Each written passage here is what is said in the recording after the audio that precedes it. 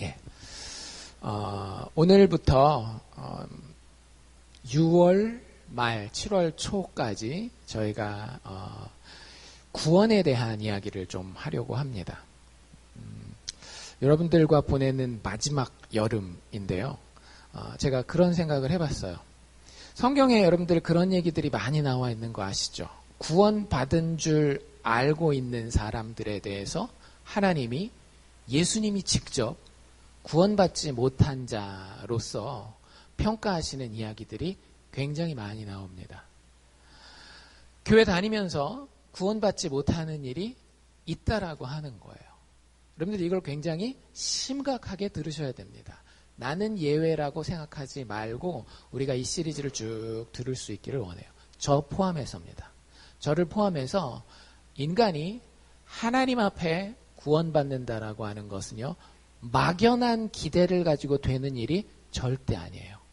우리가 기독교 가문에서 태어났다라고 해서 하나님 앞에 구원받는 자가 되는 게 아니고요. 착한 일을 많이 하고 하나님을 위해서 뭔가가 되었다라고 해서 우리가 구원받는 게 아닙니다.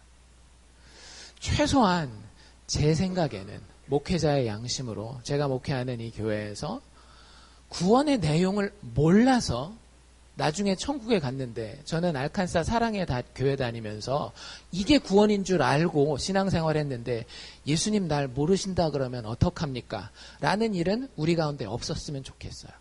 우리가 누가 되든지 간에 여러분들 최소한 하나님 앞에 가서 내용은 알고 있었는데 제가 안 믿었습니다. 제가 그걸 진지하게 생각하지 않았네요. 라고 정도까지는 했으면 좋겠어요. 왜냐하면 제가 하나님 앞에서 치러야 될 핏값이 있거든요. 에스겔서를 보면 하나님이 선지자들을 세우실 때에 내가 너에게 나아가서 이성에 있는 사람들에게 하나님에게 장차 임할 분노의 심판을, 정의의 심판을 전파하라고 너에게 이야기했는데, 네가 그 말을 전했을 때에 백성들이 듣지 않는 것에 대해서는 내가 너에게 핏값을 물지 않겠다라고 이야기해요. 하지만 네가 전하지 않았기 때문에 백성들이 구원이 어떤 건지 몰라서 피를 흘려야 한다라면 그들 죄 가운데 죽어가야 되겠지만 나는 너에게서, 내가 파수꾼으로 세운 선지자 너에게서 핏값을 찾겠다라고 얘기를 하셔요. 그래서 그런 의미에서 저는 여러분들이 이 시리즈 동안 쭉 하는 구원에 대한 내용, 아주 어려운 건 아니에요. 그런데 우리가 생각보다 그냥 쉽게 무시하고 넘어가요. 그냥 구원이 쉬울 거라고 생각했어요. 여러분들 구원이 쉬웠으면 성경이 이렇게 두꺼웠겠어요? 아니죠. 그냥 소책자로 다 끝나죠. 이거 하나씩 읽어보고 예스라고 사인하시고 다 천국 갑시다. 버스 떠납니다. 타세요. 이러고 말았을 거예요. 근데 구원의 내용이 어려운 건 아니지만 그 내용을 여러 가지 표현으로 여러 가지 상황에서 반복해도 우리가 알아듣기 쉽지 않기 때문에, 우리의 영혼이 반응하기 쉽지 않기 때문에 성경은 이렇게 두꺼운 책을 통해서 우리에게 하나님의 구원에 대한 설명을 하고 있는 겁니다. 그래서 조금 이게 훈련이 잘 안 돼서 힘드실런지는 모르겠지만 7월 초까지 이 시리즈가 쭉 가면서 여러분들 이렇게 상상하고 설교를 들으시면 좋을 것 같아요. 내가 지금 구원받지 않은 상황이다. 철저하게 구원받지 않은 죄인으로서 이 설교를 들으시기를 바랍니다. 여러분들 내가 그렇게 상상한다라고 구원받은 사람이 지옥 가진 않아요. 그러니까 그건 걱정하지 않으셔도 돼요. 내가 구원받지 않은 사람이라고 하는 전제 하에 구원받지 못할 사람이에요. 실질적으로 우리가. 그 상태에서 성경이 구원에 대해서 무엇이라고 말씀하시는지를 잘 들어보고 생각해 볼 수 있기를 원합니다. 그래서 그 첫 번째 주제로 제가 선정한 것은 칭의라고 하는 주제예요. 칭의가 뭔지 들어보셨어요? 제가 가끔씩 던지는 말인데 칭의. 칭칭개도 아니고 칭의. 칭의는 말 그대로 칭한다. 근데 뭐라고 칭하는 거예요? 의롭다고 칭하는 거예요. 굉장히 중요한 단어입니다. 근데 교회 다니는 많은 사람들이 사실은 칭의라는 말을 들어보지도 못한 경우가 참 많이 있고요. 그리고 아마 제가 설명하지 않고 여러분들한테 그 쪽지에다가 칭의에 대해서 쓰시오 하고 이렇게 드리면 여러분들 가운데 칭의라는 그 단어의 뜻을 제대로 쓸 수 있는 분이 많지 않을 거예요. 여러분들 물론 우리가 천국 갈 때 종이에다가 시험 보고 천국에 가진 않습니다. 근데 천국에 갈 때 이거는 꼭 기억하십시오. 아무 내용도 없이 천국에 가진 않아요. 우리가 예수를 믿음으로 천국에 간다라고 얘기를 하잖아요. 근데 그 믿음이라고 하는 단어는요, 굉장히 그 뒤에 배경이 있는 단어예요. 믿음의 내용이 있다라고 하는 겁니다. 근데 그 믿음의 내용 중에 칭의라고 하는 것이 우리에게 굉장히 중요한 부분을 차지하고 있어요. 칭의라고 하는 이 교리거든요. 신학적인 이 교리는 왜 나오게 되는가 하면 구원받기 위해서, 내가 구원받기 위해서는 도대체 어떻게 해야 되나요? 뭘 해야 되나요? 라고 하는 이 질문에 대한 답으로 등장하는 대답이 칭의예요. 여러분들, 다른 종교에는요, 다른 어떤 인생 철학에도요, 칭의라고 하는 개념은 없습니다. 꼭 기억하십시오.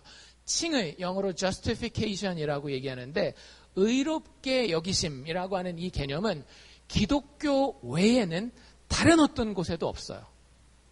그래서 이 칭의라고 하는 것이 기독교가 가진 아주 독특한 DNA일 뿐만 아니라 이 칭의가 우리에게 아주 기쁜 소식이에요. 여러분들에게 만약에 이 칭의가 기쁘지 않으면 우리는 구원의 기쁨을 소유하지 않은 자들입니다. 꼭 기억하셔야 돼요. 예수 믿으면 병이 나서 기쁘신 분들도 있고요. 돈을 많이 벌어서 기쁘신 분들도 있고, 그 다음에 가족이 잘 돼가지고 기쁠 수도 있어요. 그런데 그 기쁨이 다 있지만 내가 칭의로 인하여서 기쁘지 않다라고 하면은요, 우리는 기독교를 믿는 것이 아니라 그냥 종교 생활하는 것이에요. 그런데 제가 단언하건대 그냥 종교 생활은 절대 우리를 구원하지 못합니다. 우리가 어떻게 해야 구원받을 것입니까? 라고 하는 아주 심각한 질문인데요.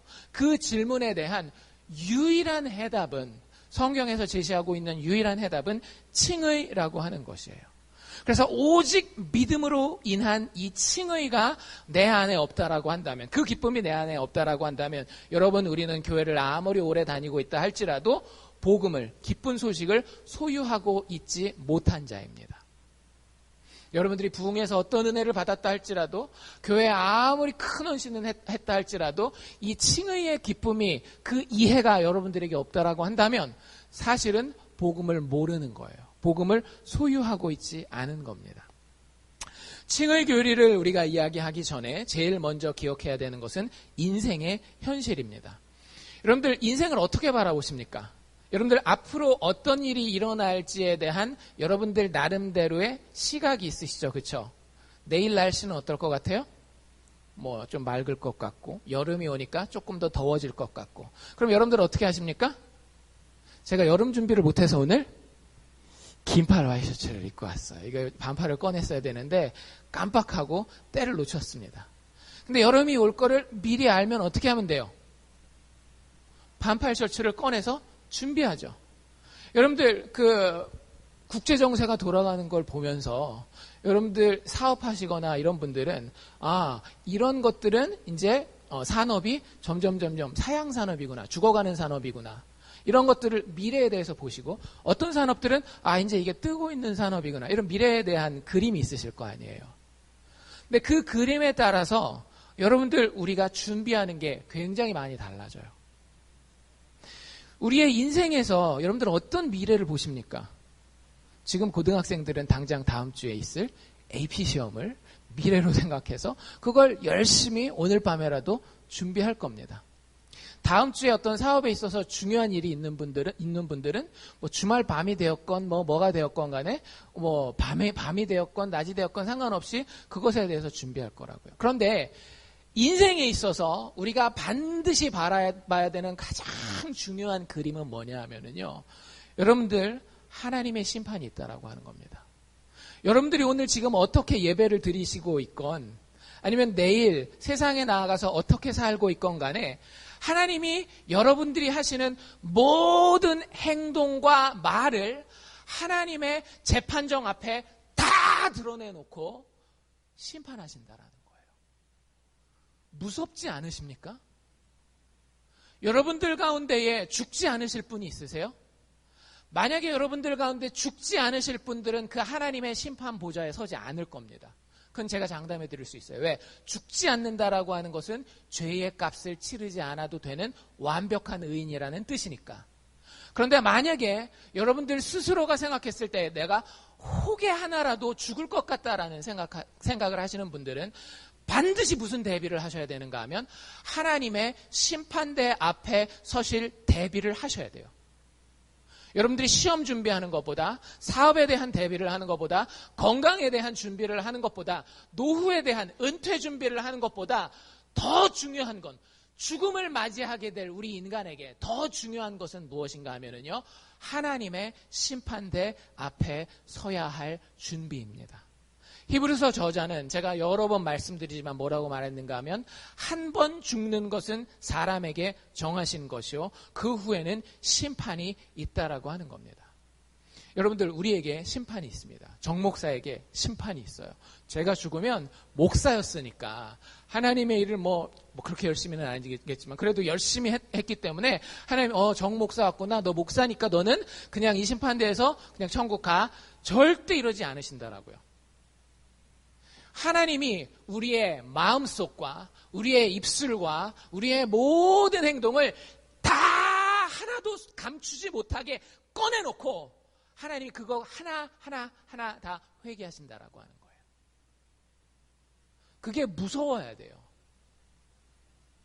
여러분들 인생 최고의 문제는 그래서 뭐냐면요, 이 거룩하신 하나님의 심판대 앞에 서는데 내가 거기 설 자격이 없다라고 하는 것이 여러분들 인생에서 제일 어려운 문제여야 됩니다. 내일 봐야 되는 기말고사가 여러분들 인생에 제일 어려운 문제여서는 안 돼요. 여러분들이 가지고 있는 지금 건강의 그 두려움, 문제, 이게 여러분들 인생의 가장 어려운 문제여서는 안 돼요. 여러분들이 겪고 있는 경제적인 어려움, 인간관계의 문제, 여러분들 이런 것들이 여러분들이 인생의 가장 큰 어려움이라고 한다면 우리는 기독교의 첫걸음도 떼지 못하는 거예요. 기독교의 첫걸음은요, 우리로 하여금 첫걸음을 어디다가 딛게 만드는가 하면 내가 하나님 앞에 큰일 났구나. 내 인생의 가장 큰 문제는 거룩하신 하나님의 심판대 앞에 절대 구원받지 못할 죄인으로 내가 서야 하는구나 라고 하는 것이 여러분들 인생의 제일 어려운 문제여야 돼요. 교회 다니면서 생각해 보셨어요? 뭐가 진짜 어려운 문제인지? 대부분 젊고 철없을 때는 문제가 별로 없어요. 그렇죠? 그냥 부모가 다 해주니까. 근데 나이 들어가면 시험이 제일 큰 어려운 문제라고 생각하고요. 그 다음에 돈, 가정 문제, 이런 것들이 어려운 문제라고 생각해요. 근데 여러분들 그런 것들 다 지나갑니다. 지나가요. 지금 우리 어른분들 중에 기말고사를 걱정하시는 분들 계세요? 없으시죠? 그 애들 다 키워놓으신 분들 중에 자녀 그렇게 막 크게 옛날 어렸을 때처럼 걱정하시는 분들 계세요? 별로 없잖아요. 여러분들 지금 내가 막 죽을 것 같이 큰 어려움도요, 결국에는 다 사라집니다. 힘들죠. 안 힘들다라는 얘기가 아니에요.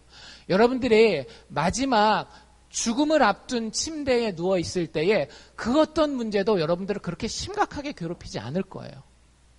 단 한 가지, 마지막 죽는 그 자리에서도 여러분들을 괴롭히는 문제가 있을 텐데요. 그게 뭐냐면 죽은 다음에 내가 지옥 가면 어떡하지라고 하는 문제예요. 하나님이 나를 심판하실 텐데 그 심판 앞에 내가 제대로 서지 못하면 어떡하지? 라고 하는 그 문제 때문에 인간은 가장 크게 두려워하는 겁니다. 근데 죽을 거거든요. 죽는다라고 하는 것은 뭐의 증거라고요? 우리가 하나님 앞에 심판받을 거라고 하는 증거라고요. 그럼 그 앞에서 우리는 그것을 당연히 준비를 해야 되는데 문제는 내가 그걸 준비할 만한 역량이 안 된다라고 하는 거예요.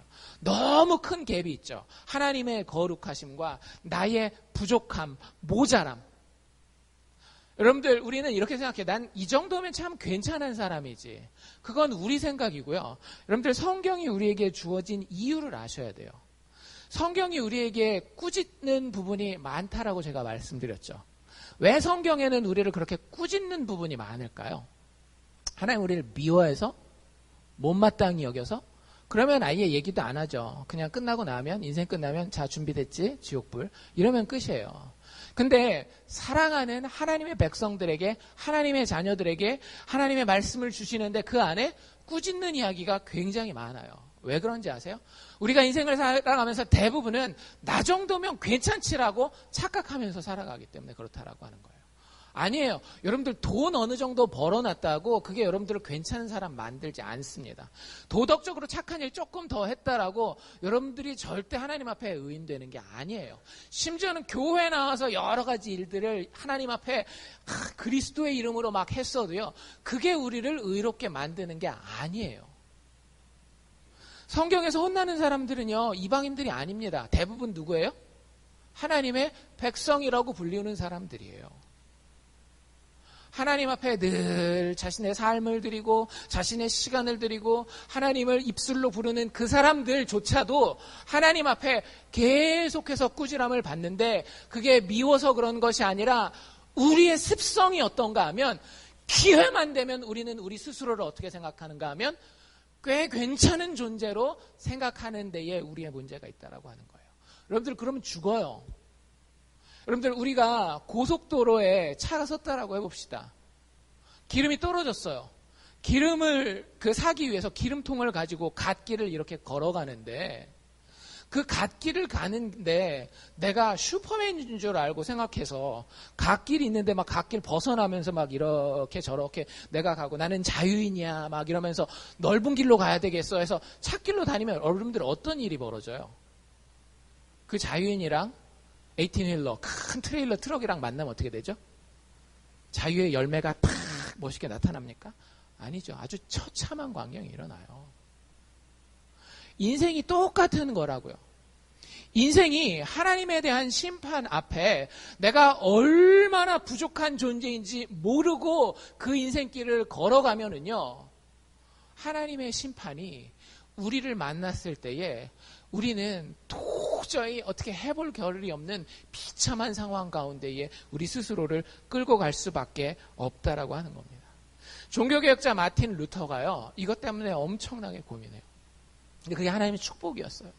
마틴 루터는 종교개혁을 하기 전에 캐톨릭, 우리가 얘기하는 천주교 교인이었습니다. 근데 천주교 교인 중에서도 아주 독실한 천주교 교인이었어요. 천주교와 우리가 믿는 내용들은 많이 비슷하지만 어떤 부분은 큰 차이가 있습니다. 그 중에 하나가 뭐냐 하면 우리가 하나님 앞에 어떻게 의로워지느냐라고 하는 거예요. 하나님이 딱 우리를 보고 야, 너 의롭다. 그러니까 너는 천국 가야 되겠다라고 이야기하는 게 우리랑 조금 달라요. 우리는 오직 믿음으로, 예수님이 나를 위해서 죽어주신 오직 믿음으로 이야기를 하지만 천주교에서는 하나님 앞에서 의롭게 변해야 돼요, 우리가. 근데 이 차이를 잘 기억하시기를 바랍니다. 우리 개신교에서는요, 우리가 의롭게 변하긴 할 거예요. 근데 의롭게 변하기 전에 우리의 속에 막 들어온 게 막 있어도 우리의 행위가 아직도 개판치고 살아도 정말로 내 안에 참 믿음만 있으면 하나님이 우리를 의롭게 보셔요. 근데 천주교에서는 하나님이 우리를 의롭게 하셨으면 우리가 의롭게 변하고 나서야 그제서야 하나님이 우리를 의롭다라고 하는 거예요. 그래서 교회에 없는 게 천주교에는 좀 많이 있습니다. 여러분들 천주교 다녀보시거나 천주교 친구가 있는 분들은 고해성사라는 말 들어보셨어요? 고해성사가 뭐예요? 여러분들이 죄 지은 게 있으면은요, 죄 지은 상태에서 하나님을 만나면 지옥 가요. 그러니까 그걸 깨끗하게 하기 위해서 어떻게 하는가 하면 교회에 가서 목사님, 천주교는 신부님이라고 얘기를 하죠. 신부님이랑 얼굴 딱 가리고 자기가 지은 죄를 얘기를 해야 돼요. 그리고 그 신부님이 죄를 사하는 권세를 가지고 있습니다. 그러니까 베드로에게 너희가 땅에서 매면 하늘에서도 매일 것이야, 땅에서 풀면 하늘에서도 풀릴 것이라라고 하는 그 말씀을 근거로 해서 이 신부님이 여러분들의 죄를 사할 수 있는 권세를 가지고 있어요. 그래서 그 앞에 가서 죄를 말하지 않으면은요, 그리고 그날 밤에 죽으면 어떻게 될까요? 지옥에 가는 거예요. 그리고 난 다음에 그 말로 해서는 용서가 안 되는 큰 죄들이 있어요. 그러니까 천주교에 가시면 죄를 두 종류로 나눕니다. 하나는 대죄, 하나는 소죄. 소죄도 죄예요. 그래서 하나님 앞에 심판받긴 하지만 대죄 같은 경우는요, 그냥 고해성사 정도를 해서는 안 돼요. 고해성사를 할 때 신부님이 이거는 대죄입니다 라고 이야기를 하잖아요. 그럼 그때는 뭔가 해야 돼요. 혹시 미션이라고 하는 영화를 옛날에 보신 분들이 있으실지 모르겠는데, 거기서 그 형이 동생이랑 결투를 하다가 동생을 칼로 찔러서 죽이거든요. 그 여자 문제 때문에. 그런데 그것 때문에 굉장히 큰 죄책감에 시달릴 때에 그 고해성사 할 때 신부님이 뭐라고 얘기를 하는가 하면, 고행을 통해서 이 죄를 해결하라고 이야기를 합니다. 그래서 자기가 동생을 죽일 때 입고 있었던 그 모든 갑옷과 칼과 이 쇳덩어리들 있잖아요. 그걸 지고 폭포수를 올라가게 해요. 그렇게 고생을 하고 그렇게까지 뉘우치면 하나님이 당신의 죄를 용서해 주시고 깨끗하게 해 주시겠다라고 하는 거예요. 그게 천주교의 교리였고 지금도 그거 변하지 않았어요. 근데 그 독실한 천주교 신자였던 루터가 그냥 독실한 그 평신도로만 남아 있었던 게 아니라 수도원이라고 하는 데에 들어갑니다. 수도원 같은 데 가보신 적, 우리식으로 얘기를 하자면 기도원이에요. 그럼 거기서는 다른 거 할 거 없어요. 맨날 하는 게 뭐냐면 새벽에 일찍 일어나서 기도하고, 해 뜨면 나가서 노동하고, 또 들어와서 성경 읽고 같이 모여서 예배 드리고. 죄질 기회가 있어요, 없어요? 참 죄질 기회가 없어요. 수도원에 들어가면은요. 근데 그 수도원에 있는 사람들이 매일매일 그 실천하는 것들 중에 하나가 뭐냐면 이 고해성사를 서로 하거든요. 선배 그 수도사한테 후배 수도사가 맨날 가서 죄를 이야기를 합니다. 대부분 어떻게 했어요?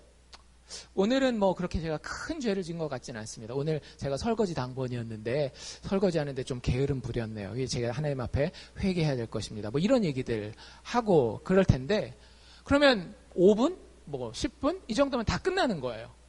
근데 루터는 그 고해성사만 하러 들어가잖아요. 기본이 1시간, 2시간씩 걸리는 거예요. 조금 컨디션이 좋은 날은 4시간씩 자기 죄를 이야기를 하고 나옵니다. 여러분들, 우리에게 이런 죄에 대한 민감함이 있어야 돼요. 하나님, 거룩하신 하나님의 기준 앞에 내가 얼마나 큰 죄인인지 단지 행동적인 일뿐만 아니라 나의 결정이라든지 나의 말이라든지 나의 태도, 눈짓 하나 손짓 하나, 그리고 제일 중요한 건 내 속에 있는 생각과 마음이 하나님 앞에서 거룩하지 못했을 때에, 하나님의 계명을 지키지 못했을 때에 하나님의 거룩하신 심판대 앞에 내가 얼마나 두렵고 떨리는 상황 가운데 서야 되는지를 우리가 인식해야 된다라고 하는 거예요. 여러분들, 왜 교회가 세상과 다르지 않을까요? 이 하나님 앞에 섰다라고 하는 인식이 없기 때문에 그런 겁니다. 여러분들, 제가 여러분들 진짜 데려다 놓고 한 분씩 한 분씩 성경책에 나와 있는 여러 구절들을 가르치면서 이렇게 같이 읽어가면서, 집사님, 뭐 권사님, 이 부분에 대해서 정말로 마음에서부터 100% 순종하셨습니까? 하나님이 부모를 공경하라고 얘기를 했는데, 자녀를 노엽게 하지 말라라고 얘기했는데, 진짜 지난주 한 주 동안에 그 마음의 그 가장 깊은 곳에서부터 부모를 공경하셨고, 자녀를 그 주의 교양과 훈계로 양육하면서도 노엽지 않게 하셨습니까? 그 마음의 동기를 한번 살펴보십시오. 그 말 한마디 한마디 제가 다 녹음해놓고 비디오 틀어줄 테니까 보면서 한번 진짜 괜찮은 일주일 살았는지 보십시오라고 제가 여러분들이랑 한다면 여러분들 어떻게 될까요? 다 교회 떠납니다. 다 교회 떠나요. 왜? 견딜 수가 없거든요. 제가 진짜로 여러분들의 참 부끄러운 부분 하나를 어떻게 우연히 알게 됐어요. 그래가지고 그거 가지고 제가 여러분들한테 막 얘기했다라고 해봅시다. 여러분들, 그게 여러분들을 얼마나 괴롭게 할까요? 내가 누구한테 해코지한 게 있어요.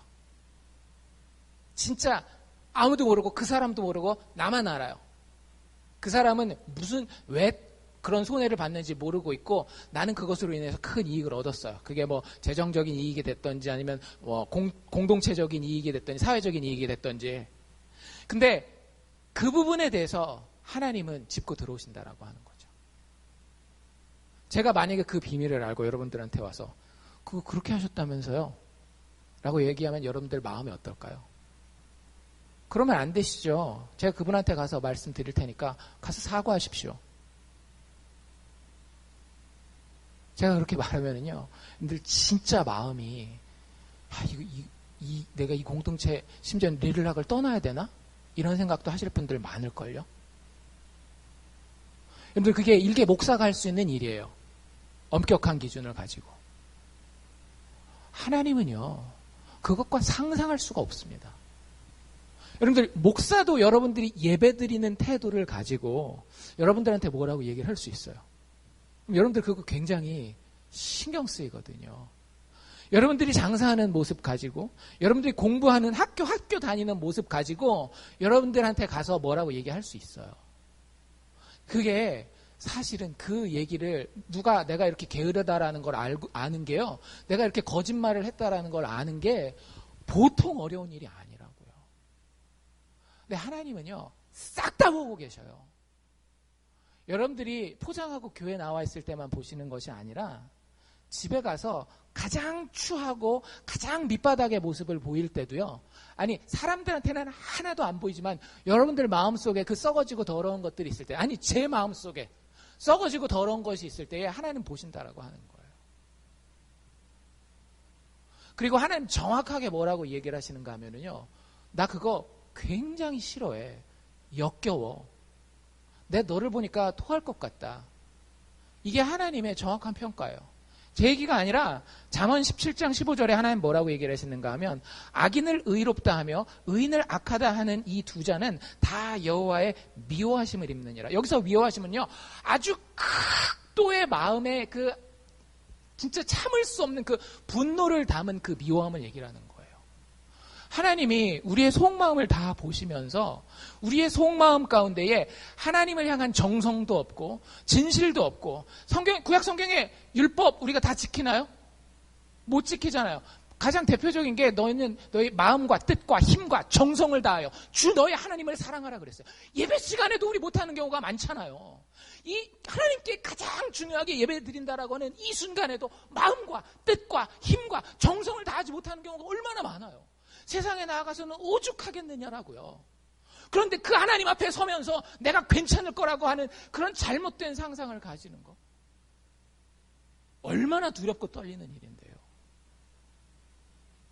그게 구약의 이야기만이 아니잖아요. 신약에도 뭐라고 이야기를 하고 있어요. 예수님이 너희가 탐내는 것 하나만 가지고도 하나님의 계명을 어겼다라고 얘기를 하고요.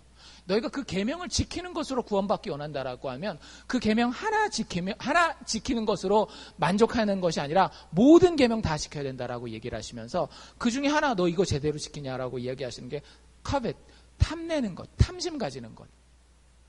마음의 문제인데 여러분들 진짜 아무것도 탐내지 않아 본 적 있어요? 우리가 그럴 수 있는 존재가 아니잖아요. 심지어는 형제들의 것도 탐내지 않습니까? 부모의 것도 탐내는 게 우리인데, 그 기준 앞에 여러분들 우리는 굉장히 큰 문제를 가지고 있다라는 사실을 알고 있어야 합니다. 그래서 여러분들이 진짜 교회 제대로 다니고 있다면요, 인생의 최고의 목표는 분명히 이거 하나입니다. 이러한 고민들을 진실하게 가지고 하나님의 심판을 준비하는 거. 여러분들 인생의 목표? 아무것도 안 돼도 좋아요. 세상에서 이야기하는 그 성공하고 인생 되는 거 있잖아요. 그런 거 아무것도 안 돼도 좋더라고요. 오직 한 가지, 하나님의 심판을 여러분들 준비했느냐라고 하는 거죠. 그 심판대 앞에 고개 숙일 겁니까? 고개 들 겁니까? 둘 중에 하나예요. 중간은 없어요. 하나님이 악인이라고 이야기하든지 의인이라고 이야기하든지 둘 중에 하나입니다. 어떻게 이 거룩하신 하나님이 나같이 부정한 죄인을 보고 의롭다라고 이야기할 수 있는 방법이 있을까? 내가 지옥 가지 아니하고 천국에 갈 수 있는 방법이 진짜 있을까? 이 고민이 우리의 삶에 가장 중요한 고민이어야 한다라고요. 아까도 제가 말씀드린 것처럼 하나님은 악인을 의롭다라고 이야기할 수 없는 분이에요. 우리가 악인이면 우리는 반드시 지옥 가야 되는 겁니다.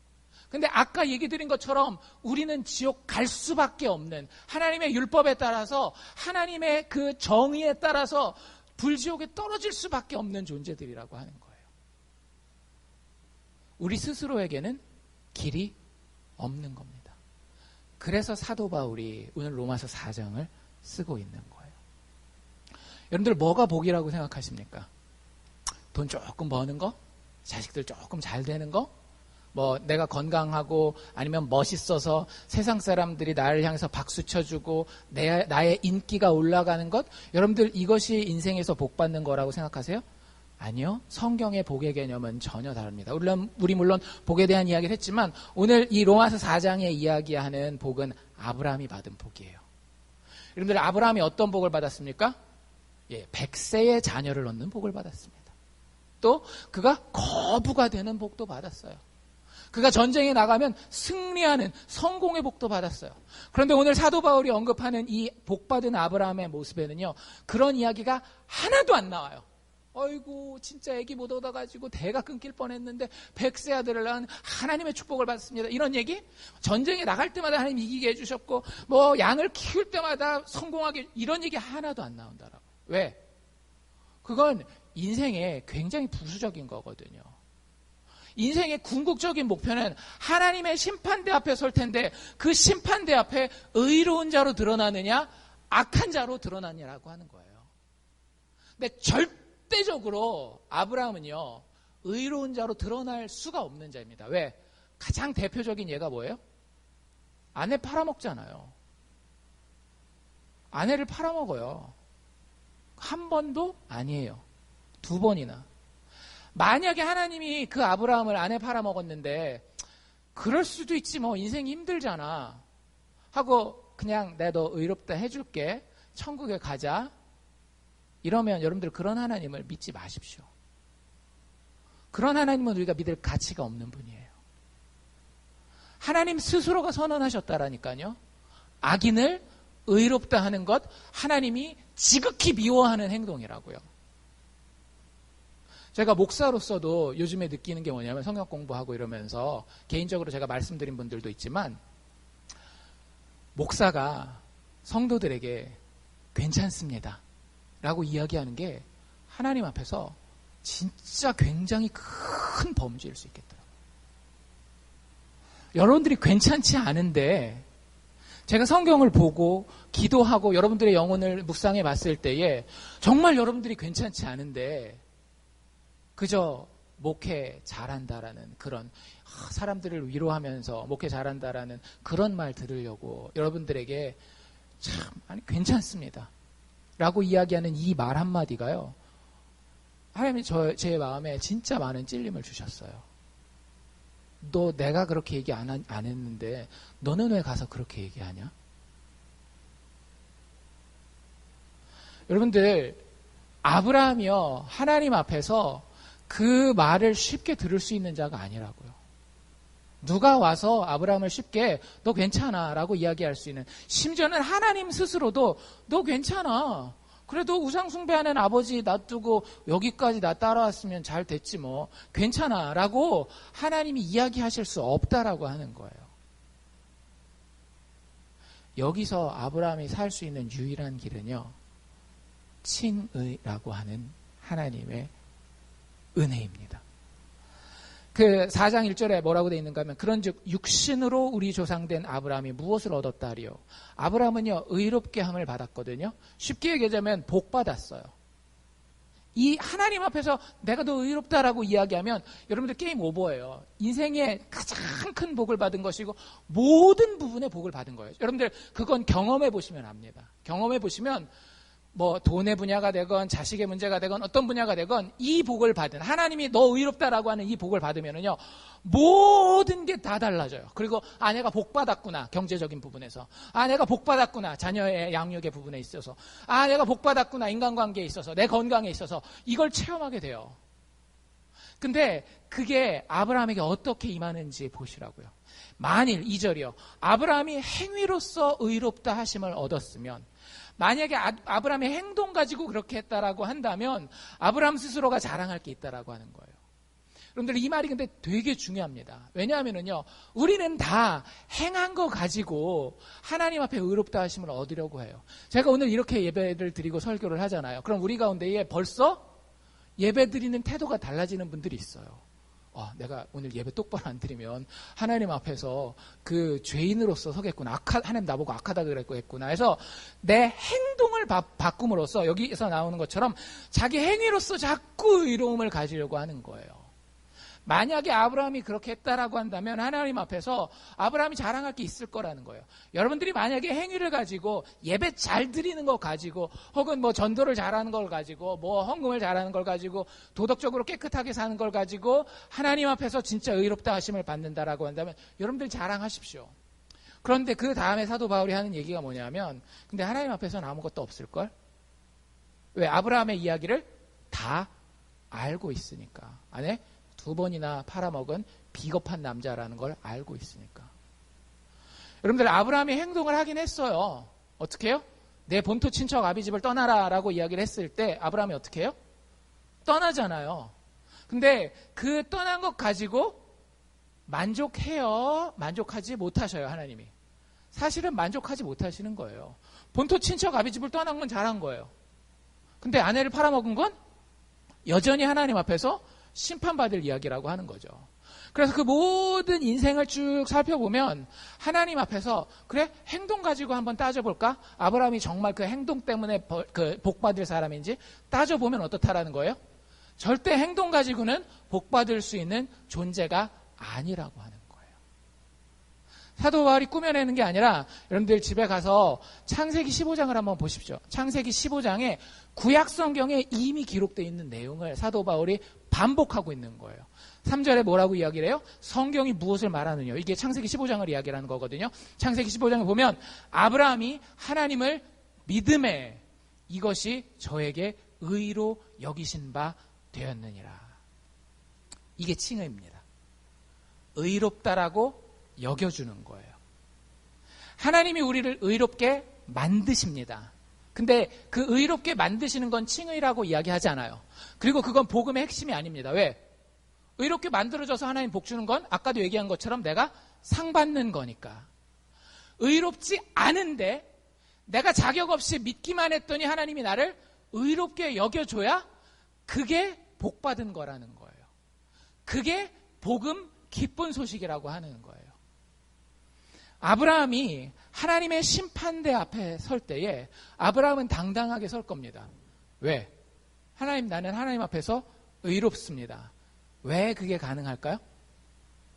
재판장이신 하나님이 아브라함을 향해서 뭐라고 얘기하시기 때문에 너는 의로워 라고 얘기를 하시기 때문에. 근데 아까도 말씀드린 것처럼 이게 가능하다라고요? 불가능하다라고요? 하나님께 불가능한 일이에요. 그래서 하나님이 그 불가능을 가능케 하기 위해서 계속해서 구약 때부터 약속해 주신 게 있어요. 그게 뭐죠? 제사제도예요. 여러분들 제사제도를 잘 생각해 보십시오. 우리가 신한테 뭐 정성을 바쳐요. 이런 건 이해가 되셔요. 왜? 우리가 그 옛날 한국 분들 보면 어머니들이 어떻게 해요? 정화서 깨끗한 물을 떠놓고 비나이다 비나이다 천지신명께 비나이다 해서 빌잖아요. 그럼 뭐가 들어갑니까? 정성이 들어간단 말이에요. 내가 하는 뭔가가 들어가는 거예요.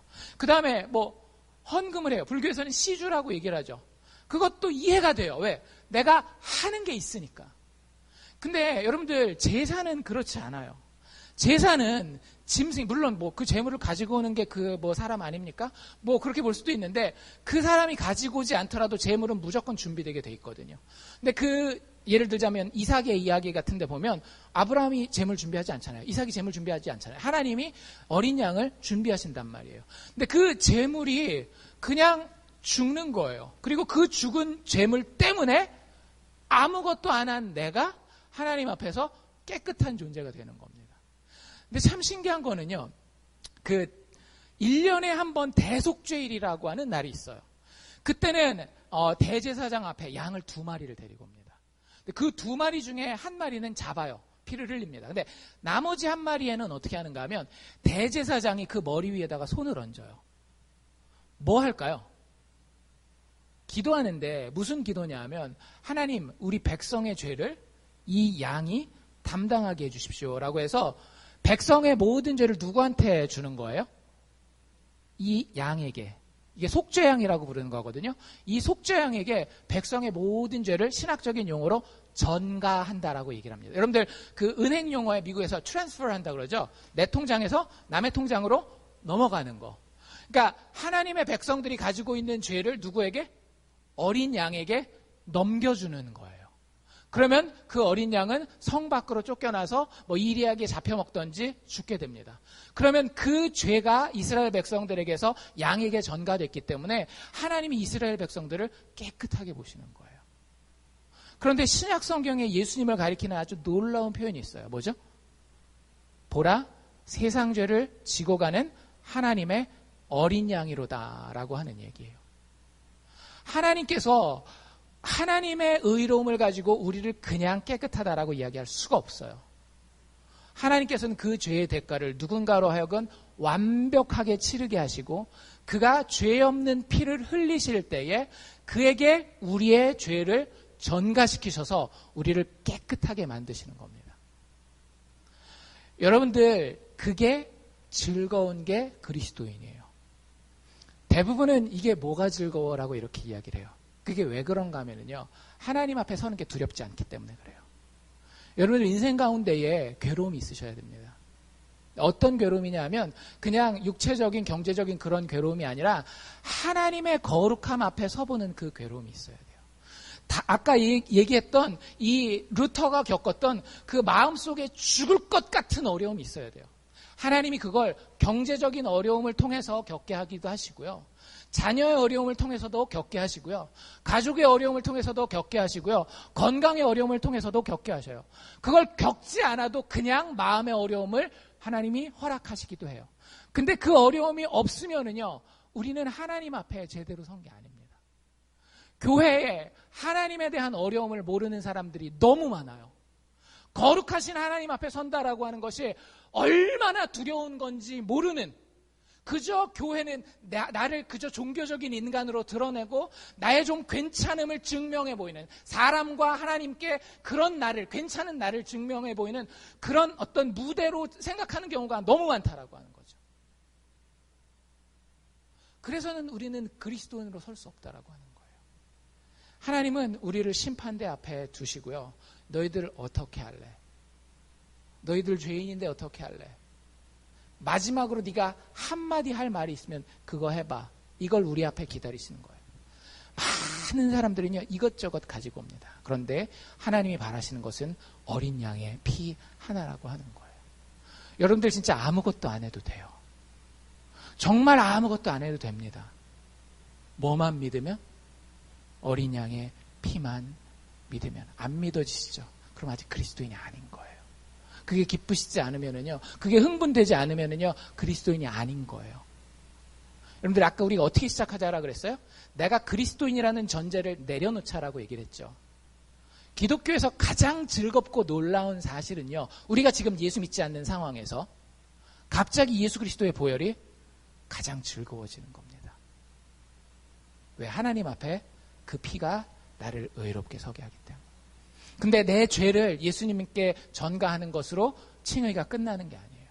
정말로 놀라운 건 뭐냐면요, 예수님이 이루어 놓으신 의가. 어떤 분이 그런 얘기를 하시더라고요. 만약에 예수님이 우리의 죄만 용서할 거였다라고 한다면 아기로 올 필요가 없었대요. 왜요? 어떻게 하면 돼요? 그냥 어른으로 하늘에서 갑자기 쫙 내려와가지고, 자, 내가 니들 위해서 죽는다 해서 십자가에서 죽으시면 되잖아요. 죄가 없으신 분이니까. 근데 잘 생각해 보세요. 예수님은 아기로 오셨어요. 30년 동안 우리와 똑같은 삶을 사셔야 됐습니다. 왜 그랬을까요? 율법이 요구하는 모든 의를 하나님이 이루시기 위해서. 그 누구도 하나님의 법을 다 지킨 사람이 없어요. 예를 들자면 아까 제가 말씀드렸던 탐심을 가지지 말라라고 하는 것. 예수님 다 지키셨어요. 30년 동안 그의 공생애를 살기 전까지 한 번도 남의 것을 탐내지 아니하고 오히려 자기에게 있는 모든 것을 물과 피까지 쏟아가면서 다른 사람들에게 다 주셨습니다. 하나님에 대한 사랑은 어때요? 마음과 뜻과 힘과 정성을 다하여서 주 너의 하나님을 사랑하라고 했는데, 예수 그리스도는 한 번도 아버지의 뜻이 아닌 것을 생각해보지도 말하지도 행동하지도 않았어요. 그의 24시간 일주일 7일이 전부 다 아버지를 사랑하고 아버지를 높이고자 하는 하나님을 사랑하는 그 마음의 동기에서 다 이루어지게 됩니다. 근데 우리가 그 예수를 믿으면은요, 그 예수의 의가 누구께 되는 건가 하면은요, 내게 되는 거예요. 여러분들 믿어지십니까, 이게? 여러분들이 하나님을 진짜 욕보였어요. 제가 하나님 앞에 정말로 나쁜 마음을 가지고 있었어요. 근데 하나님이 내 마음을 보시고 뭐라고 얘기를 하시는가 하면, 네 마음이 너무 좋구나. 네 마음이 나를 너무너무 사랑하는구나. 일주일 7일 하루 24시간 동안 네 마음이 나를 떠나지 않는구나라고 나를 그렇게 보시는 거예요. 뭐 때문에? 예수 그리스도의 죽음과 부활, 그분의 생애 때문에. 그래서요, 많은 분들이 하나님 앞에 의롭다함을 받는다라고 하는 것을, 너 지금까지 죄 지어서 내가 감옥에다 가두려고, 지옥에다가 가두려고 했는데, 오케이, 내 아들 예수가 피를 흘렸으니까 가도 좋아. 이 용서만 생각하는데 그게 아니라는 거예요. 가도 좋아 정도가 아니라 하나님의 칭의, 예수 그리스도를 통한 칭의는 뭐냐면요, 가도 좋아가 아니라 내가 준비한 왕국의 잔치가 있는데 와도 좋아. 이해가 되세요? 영어로는 you may go 정도가 아니라 you may come. 하나님의 가장 영광스럽고 가장 놀라운 자리로 우리가 들어갈 수 있는 진짜 의인 대접을 받는 겁니다. 여러분들이 이게 즐거우셔야 된다니까요. 예수 믿는 사람은요. 근데 교회 다니는 많은 사람들이 이게 관심이 없어요. 시험 잘 보는 건 굉장히 큰 관심이 있죠. 돈 많이 버는 거에는 굉장히 큰 관심이 있죠. 자식들 잘 되는 거, 병 낫는 거에는 굉장히 큰 관심이 있죠. 근데 내 마음에 이것이 진짜 즐거운지, 그래서 어떤 건강의 어려움이 나를 괴롭혀도, 아까 어떤 시험이 와도, 우리가 찬양도 막 했잖아요. 어떤 어려움이 나에게 와도 나에게 예수가 있기 때문에, 그 예수가 준비한 천국잔치에 내가 지금 의롭다함을 얻어서 들어가 있기 때문에 기쁜지 아닌지를 확인해 보시라고요. 목사 아들이라고, 장로 딸이라고, 여러분들 그런 거 생각하지 마세요. 여러분들에게 진짜 그 기쁨이 있는지 없는지, 이 복음의 칭의의 감격이 있는지가 여러분들을 하나님 앞에 서게 하는 겁니다. 다른 어떤 것 보지 말고 내 속에 그것이 있는지를 확인해야 된다라고 하는 거예요. 이것은 마치 옷 입는 것과 똑같습니다. 여러분들, 인간의 죄가 가지고 온 첫 번째 효과가 뭐였죠? 아담과 하와가 죄 짓고 나서 선악과 딱 따먹고 어떻게 돼요? 먹지 말았어야 되는데 독이 들어있었어. 이러지 않잖아요. 인간이 첫 번째 범죄를 지었을 때, 범했을 때에 가장 먼저 일어나는 일이 뭐예요? 부끄러움을 깨달았다라고 하는 거예요. 창피했다라고 하는 거예요. 그래서 그것을 위해서 제일 먼저 한 일이 뭔지 아세요? 숨고 그 다음에는 옷을 만들어 입습니다. 왜? 혹시라도 하나님 안 만나고 싶지만 하나님 만나면 부끄러운데 다 가리려고. 근데 여러분들, 그 옷은 어때요? 다 뭘로 만들었죠? 아담과 하와가 처음에 옷을 만들 때? 무화과 나뭇잎으로 옷을 지어 만들어요. 그 옷은 결국에 다 어떻게 되는 옷입니까? 다 시들어서 말라 비틀어지고 없어질 옷이에요. 여러분들 인생에서 뭘 가지고 있던지요, 하나님은 영원히 우리를 점검하십니다. 너 영원한 의를 가지고 있어? 영원한 깨끗한 옷을 가지고 있어? 근데 우리가 가진 어떤 도덕적인 깨끗함도요, 어떤 교회에서의 봉사도 여러분들을 그렇게 영원히 부끄럽지 못하게 못해요. 예를 들어서 여러분들 교회에서 열심히 봉사한다라고 해봅시다. 다른 사람이 2배, 3배는 봉사해요. 그동안에 여러분들 굉장히 하나님 앞에 떳떳할 거예요. 하나님 앞에 부끄러움이 없이, 하나님, 내가 이렇게 하나님의 일을 열심히 합니다. 그런 느낌 안 받아보셨어요? 근데 내가 건강에 형편이 안 돼요. 아니면 시간적으로 뭐가 안 돼요. 그래서 그 일을 쉬어요. 근데 막 부끄러운 거예요.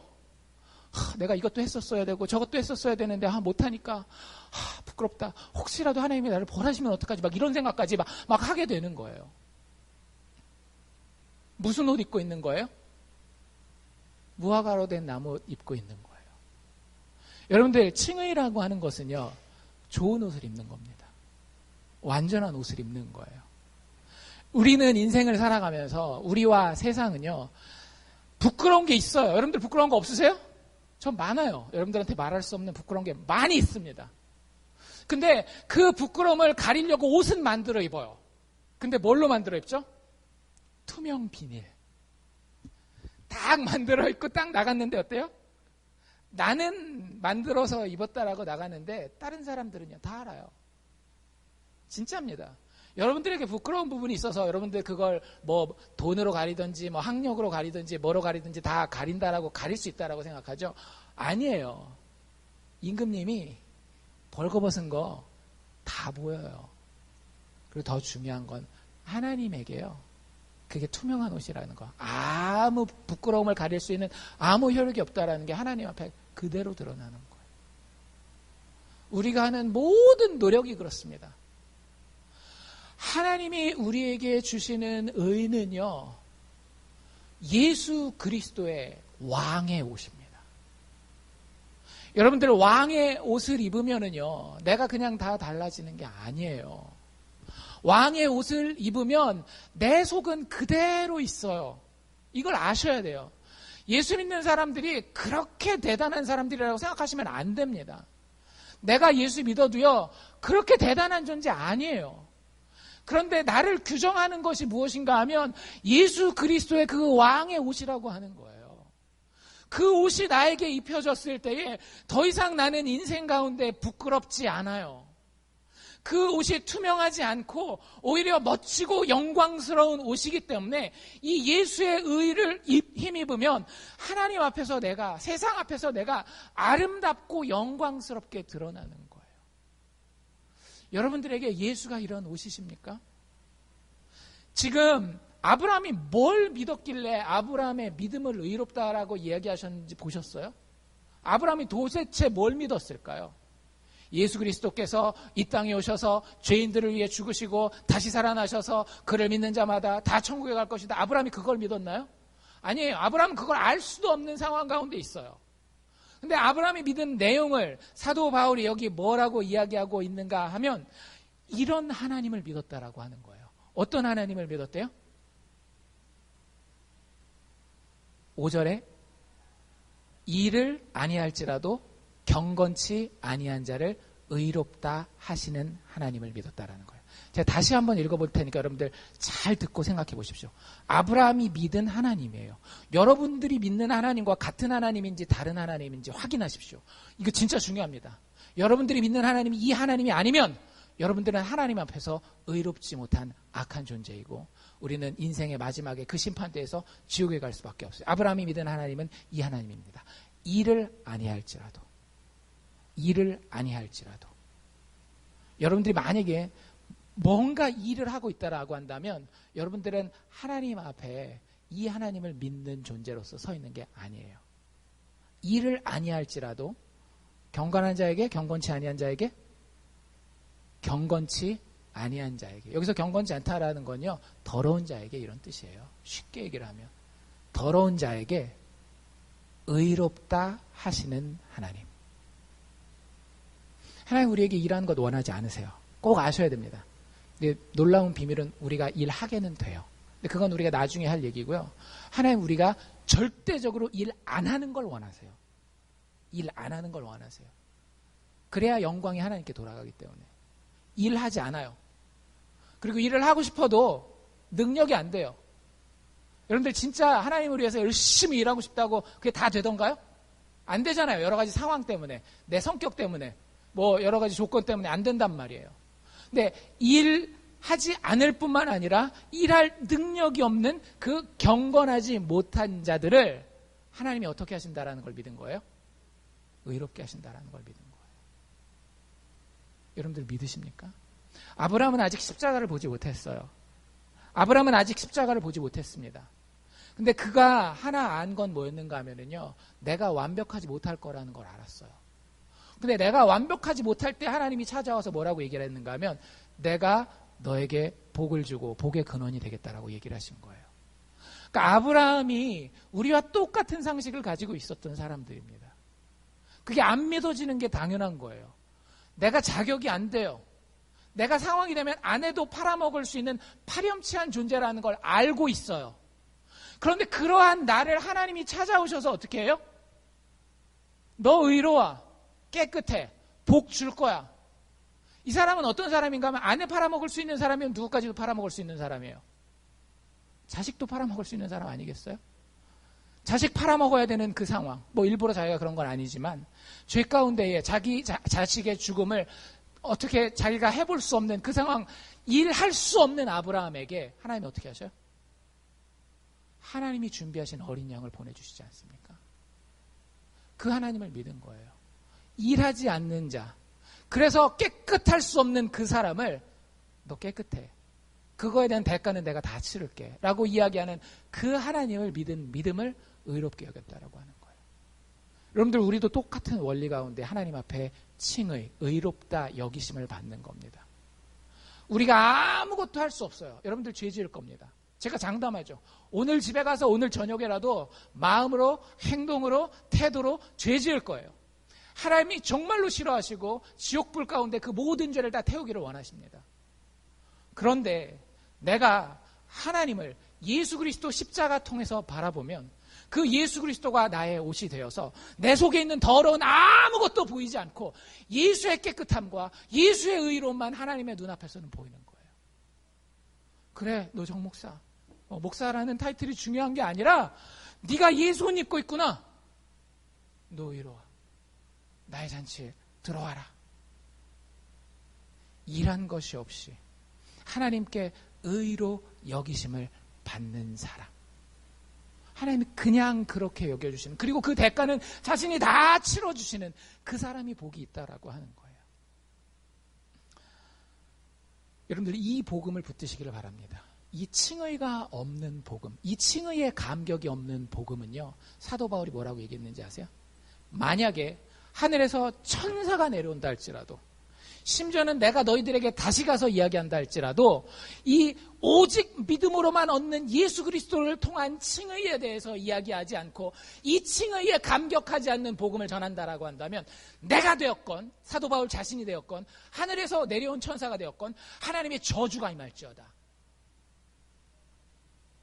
여러분들, 이게 복음의 핵심이라고 하는 거예요. 우리가 구원받는 원리가 거기에 있다라고 하는 거예요. 교회 다닐 때에 다른 거 뭐 좋은 것들 많이 있겠죠. 한인 이민 사회에서 우리가 얻을 수 있는 것들 많이 있겠지만 아무것도 하지 않으셔도 돼요. 아니, 하지 말으셔야 돼요. 아무것도 하지 말고 이 예수의 칭의가 내 앞에 아름다워서 하나님 앞에 섰을 때에 여러분들 마음이 편하셔야 됩니다.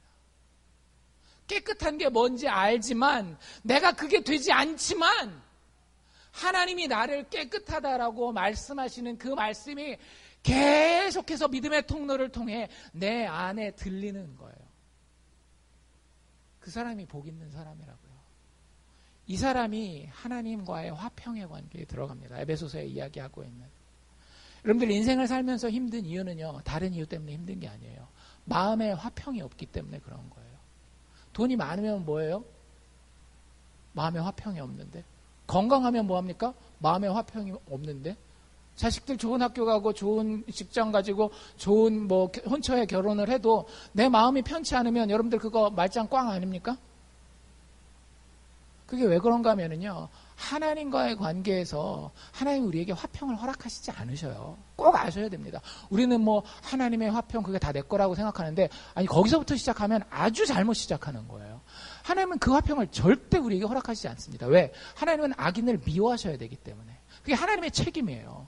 우리가 의롭게 되기 전까지는 하나님 앞에 정말로 그 마음이 괴롭고 평화가 없어야지 정상이에요. 근데 우리가 예수 안에서 하나님의 의롭다 칭하심을 받는 순간, 우리의 겉에 모든 조건과 상관없이 우리의 마음 가운데는 화평함이 생깁니다. 여러분들이 이걸 체험할 수 있기를 바라요. 여러분들이 이걸 체험할 수 있기를 바라요. 기독교는 기적의 종교입니다. 자연 발생적으로 내가 교육을 받아서 분위기를 혹은 환경을 만들어서 기독교인이 된다라고 생각하신다라고 하면은요, 천만의 말씀이에요. 이 말도 안 되는 칭의의 교리가 나에게 실질적인 영향을 미쳐서 하나님 앞에 화평하게 하는. 그래서 세상 모든 환경 가운데 어떤 사람 앞에 서더라도 당당하고 화평한 마음을 가진 사람을 만들어주는 것이 기독교의 핵심이라고 하는 사실을 여러분들 기억하시기를 바랍니다. 하나님의 심판대 앞에 우리는 설 것입니다. 여러분들이 믿건 안 믿건, 관심을 가지건 안 가지건, 저는 목사로서 여러분들에게 이걸 이야기할 수밖에 없어요. 우리는 하나님의 심판대 앞에 섭니다. 여러분들의 옷을 가지고, 여러분들의 옷을 입고 서는 분은 우리 가운데 한 명도 없으시기를 바랍니다. 하나님의 심판대 앞에 설 때에 예수 그리스도의 의를 옷 입어서 하나님이 보시고, 너 의롭구나. 내가 너의 모든 죄를 용서할 뿐만 아니라 나의 가장 복된 잔치 자리에 너를 지금 이 시간 초대하고 받아들이마. 이 축복받는 주의 사랑하는 자녀들 되시기를 주의 이름으로 축원합니다. 기도합시다.